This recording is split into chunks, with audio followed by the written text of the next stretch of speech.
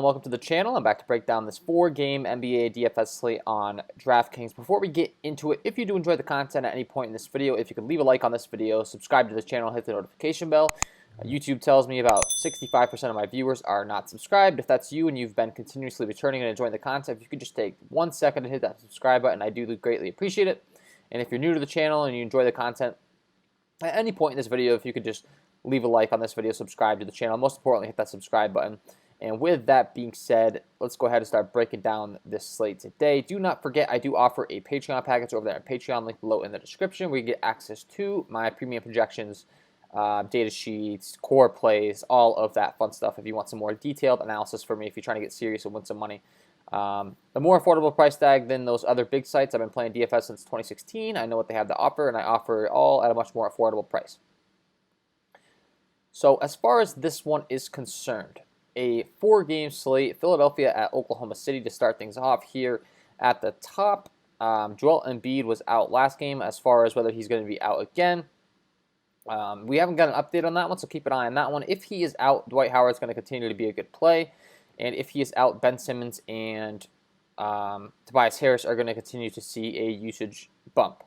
As far as the Vegas lines are concerned, this game currently comes in with a 227.5 over-under with a this game comes with a 219.5 over-under with a 3-point spread in favor of the Philadelphia 76ers. So not exactly a high total, 219.5. Only favored by 3, though. Philadelphia, this game is expected to stay close.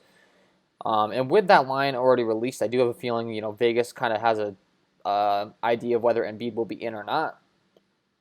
But just keep an eye on that one. Just know if he's back, it's going to take a hit on all these guys. If he's out, I would continue to like Dwight Howard. And then on the other side, as far as Oklahoma City is concerned, I like Shai Gilgeous-Alexander at 8-3. He's obviously the main weapon in this lineup, this team. At an 8-3 price tag, I definitely still have interest in him. He put up 58 DraftKings points last time I took it on Chicago. Now, Philadelphia is not exactly quite the same matchup, and this game is slow paced, as mentioned. But it's only a 4-game slate, so we got to take advantage of every edge we can get. Figure out, I'll have to take a look at my projection for those of you that are Patreon members over there. Keep an eye on my projections. Al Horford was out as well. So if he continues to be out in this one, and it looks like he will not play on Sunday, that's going to give a bump to a guy like a Darius Bazley, to the other big guys like an Isaiah Roby and a Mike Muscala. So these guys are all interesting value plays as well. If you're asking me to pick my favorite one, Roby's up to 4-2 now. Muscala's still down here at 3-6. While he hasn't been getting the most run in the world, I do think that Mike Muscala is my favorite one at 3-6 due to his price tag and his ability to shoot the 3-ball. Last time out, he shot 2 for 7 from beyond the arc. 3 times prior, 1 for 6, 1 for 3, and 1 for 4.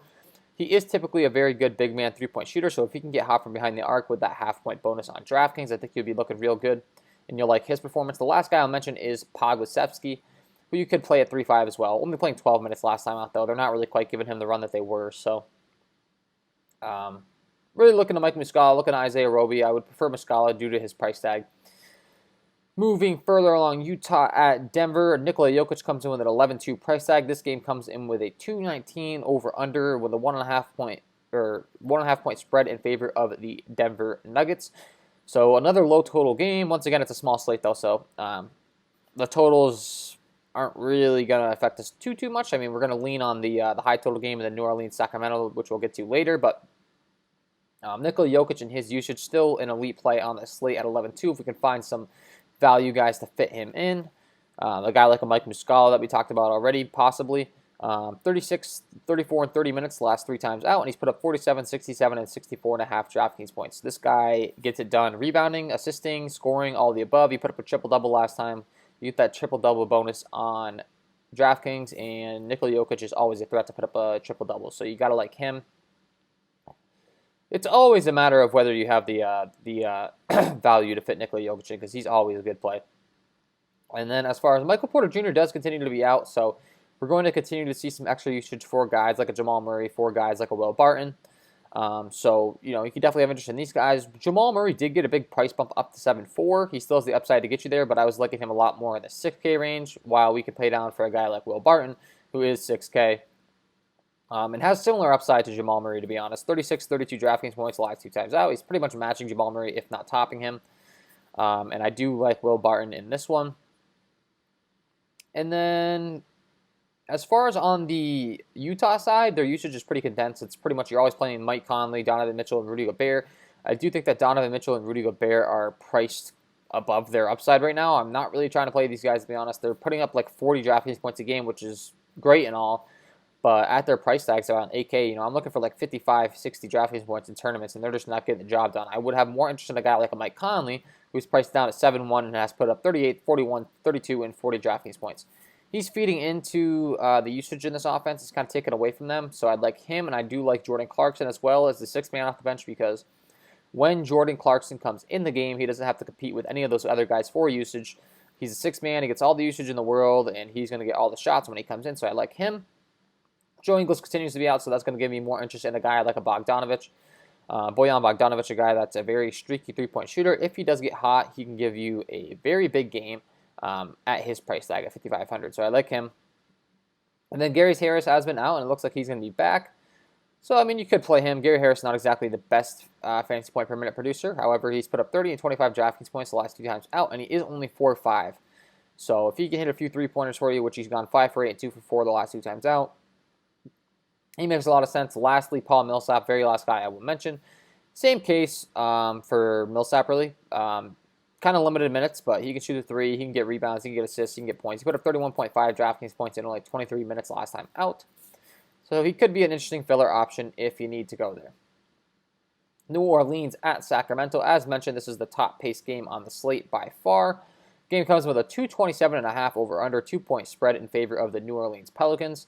And you got to like a lot in this game. You got to like Brandon Ingram. You got to like Zion Williamson. Brandon Ingram is priced way up. I mean, this guy's been putting up like mid-30s DraftKings points, and they continue to price him up for some reason. However, with that being said, you don't get a much better matchup than taking on Sacramento, so might have to be playing him, even though we're seeing his price tag increase on the slate. Zion Williamson, same rule applies. We're seeing his price tag increase. I think that DraftKings probably saw the matchup coming up, and they wanted to price these guys up to make it a little more difficult to play in, which, good job to them, but they're still valid plays. They're still top plays on the slate with the pace in this one. De'Aaron Fox, 23 minutes last time out in the blowout, but he was seeing 36 and 38 the 2 times prior, putting up 43 and 49 DraftKings points. In this matchup, fast pace, you got to like De'Aaron Fox at 7-9. Rashawn Holmes, Buddy Hield, both guys that are getting minutes as well. Buddy Hield has seen 38, 31 minutes the last 2 competitive games. Put up 47 DraftKings points, and I definitely like him in this one. I like Rashawn Holmes in this one at 6-7. He's getting around, mid-30s a game. He's been putting up consistently 40-plus DraftKings points. You got to like him. Lonzo Ball continues to be out on the Pelican side, so that's going to give a bump up to guys like we've already talked about, Ingram and Zion, more responsibility, but it's also going to make Eric Bledsoe, Josh Hart great plays. Eric Bledsoe only saw 20 minutes last time out in his first game back from injury, but I would tend to think he's going to be more along the lines of starter minutes in this one, and I like him. Josh Hart and Nickeil Alexander-Walker, also good options. Nickeil Alexander-Walker got the start last time out. If he continues to see minutes in the starting rotation, that's interesting, but he only played 20 minutes, so kind of difficult to go there. JJ Redick at 3-9, also an option. I mean, all these guys really comes down to position eligibility. I mean, you got JJ Redick, who's the shooting guard, small forward. You got Nickeil Alexander, point guard, shooting guard. Josh Hart, small forward. All these guys are valuable plays. You got Eric Bledsoe with no Lonzo Ball. They're all going to get minutes. They can all get there in this fast-paced game, so you got to like them. And then Halliburton at 6-4 and Steven Adams. Halliburton's been very good if you've been paying attention to him, his rookie campaign, and then Steven Adams at 6'2". An interesting play as well. Only problem with him is he's got to battle Zion on the glass and stuff. I'd rather be playing a Zion and a Brandon Ingram. Out of everyone on the New Orleans side and on the Sacramento side, it's De'Aaron Fox, Rashawn Holmes, Buddy Hield. I mean, they skipped over Harrison Barnes, but you could also play him. All of these guys are viable in this fast-paced game on a slate like this. If I'm picking my favorites, it is Brandon Ingram, it is Zion Williamson on the New Orleans side. That's not a hot take, but it's just the case. And then on the Sacramento side, it's a little more even, I guess. I mean, De'Aaron Fox, Buddy Hield, Rashawn Holmes, and Halliburton are the main guys I'd be looking to on their side. Indiana at Los Angeles. The Clippers taking on the Pacers. This game right now comes in with a 221.5 over under with a 5.5 point spread in favor of the Los Angeles Clippers.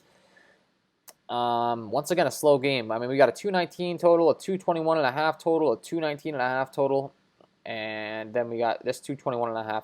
I mean, this is the second highest total on the slate behind that New Orleans Sacramento game. So keep that in mind, I guess. But there continues to be no Oladipo for Indiana. No TJ Warren, still hurt.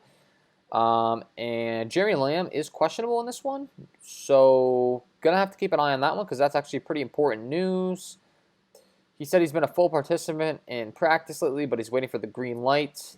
He was undergoing ACL surgery, so if he comes back, he probably only played like 10-15 minutes. But at 3.8 might be a sneaky play that could get you there if he gets hot, but a little risky. But I mean, my top options are definitely Domantas Sabonis and Malcolm Brogdon. These two guys are going to get a ton of usage with no Oladipo. Oladipo was kind of taking a little bit of their shot volume away now that he's gone. You know, a guy like Sabonis, he's getting around 40 minutes a game. You got to love him. You got to love Malcolm Brogdon. Same rule applies to him. Up around 40 minutes a game in competitive games. And these two guys are both have 60, 70 points upside every time they take the floor. Kawhi Leonard and Paul George, I do like in games that are expected to stay close, and this one is expected to stay close, so you could be looking at them as well on the slate. Maybe get some lower ownership on them compared to guys like Zion Williamson and Brandon Ingram that we talked about in that game before, and these guys could definitely match their output. Of course, they're priced up a little bit more, but you know, if Kawhi Leonard and Paul George put up 70 and you play Zion Williamson and Brandon Ingram instead, and they only put up 50, you could be looking really good in tournaments. So there's the appeal there.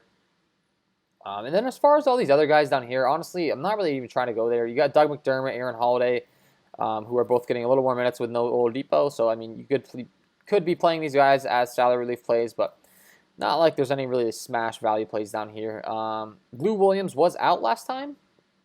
He is questionable, so if he continues to be out, you know, that's going to give a bump to a guy like a Patrick Beverley, who played 37 minutes last time out and put up 29.5 DraftKings points. Pat Bev at only 4.8 could definitely go out there and get you 40 DraftKings points, and you'd be real happy at his price tag with that production. So have some interest in him. And Reggie Jackson, the last guy at 3.3. He got 18 minutes last time out at only 3.3. If he can get 20 minutes or so, he can definitely put up 30 DraftKings points at that 3.3 price tag. You'll be real happy with that. So that's who I'd be looking to in this one overall. Miles Turner would be the last guy you can mention that will also get some more usage with no Oladipo. Put up 55, 33 DraftKings points the last two times out. He is getting around 40 minutes as well. So a pretty solid, predictable rotation for Indiana and the Clippers. You like Brogdon, you like Turner, you like Sabonis, you like Kawhi Leonard, you like Paul George. You like the pay-up options in this game. You know the minutes are there, you know the usage is there, so pretty straightforward. And that is my overall breakdown of this 4-game slate. Before I let you guys go, I got to give you my lock of the night. Let's get into it.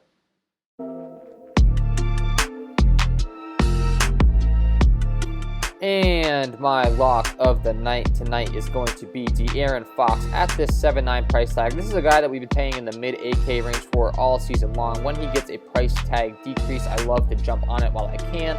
In a fast, up-tempo game, top total on the slate by far. I love De'Aaron Fox. I love his involvement in the offense. He's going to get you rebounds. He's going to get you assists. He's going to get you points. Just an athletic freak out there on the court. And when I can get him priced at this price tag, I cannot pass up on it, especially in the fastest game on the slate. So there's no doubt in my mind that De'Aaron Fox is my lock of the night.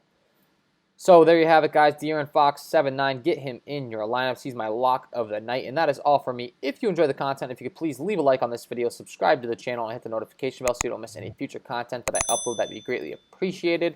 Like I said, about 65% of my audience, 60% of my audience isn't hitting that subscribe button. If you have enjoyed the content, if you are a returning visitor to the channel, just take a moment to hit that subscribe button. I appreciate it. It's going to help me grow. I'll be here all NBA season long, breaking down these slates to help you win some money. So, wish you all the best of luck tonight. We will see you in the next one.